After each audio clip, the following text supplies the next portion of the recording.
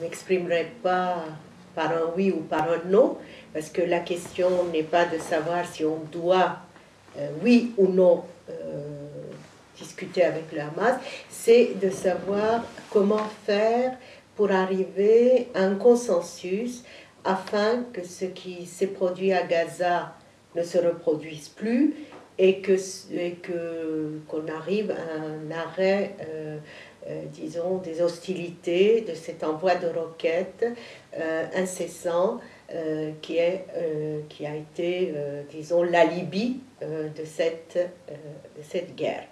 Le Hamas, élu démocratiquement, même si on peut mettre entre guillemets démocratiquement, est une force qui est au pouvoir, qui a une popularité, même si on connaît, on sait ce qu'est le Hamas, son degré de nuisance, son idéologie,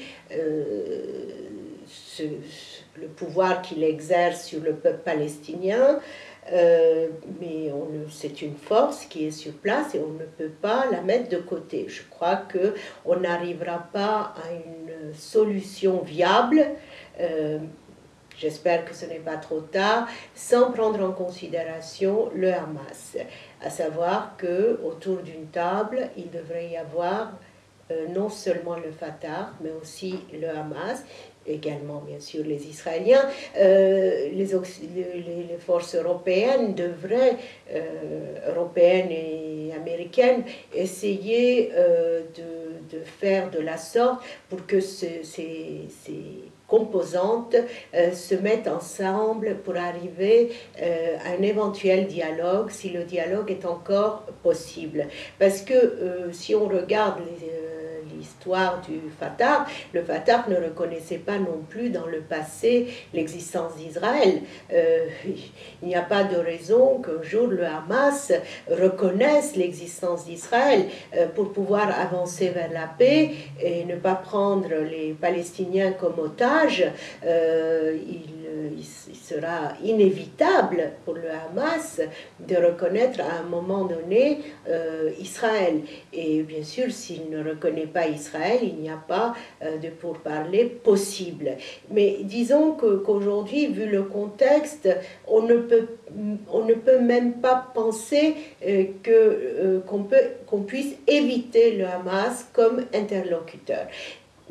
Je pense, je ne suis pas experte en politique, mais je pense qu'on va arriver probablement à un gouvernement d'union nationale en Palestine et que le Hamas sera naturellement un des interlocuteurs. C'est vrai que cette question de la non-reconnaissance d'Israël est un véritable obstacle, mais on ne peut pas continuer de cette façon-là. Ce qui s'est passé à Gaza, ce n'est pas une mince affaire. Il y aura l'avant-Gaza et l'après-Gaza, et il faut préparer cet après-Gaza d'une manière rationnelle pour qu'on puisse avancer vers ce consensus qui n'est pas la paix, mais qui pourrait être un pas en avant, à condition, bien sûr, que le Hamas cesse aussi ses hostilités.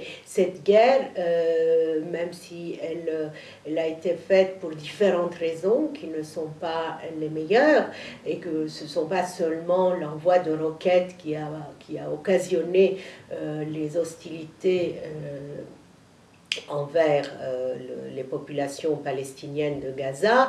Il y a bien sûr disons des raisons politiques, électorales, clientélistes de part et d'autre.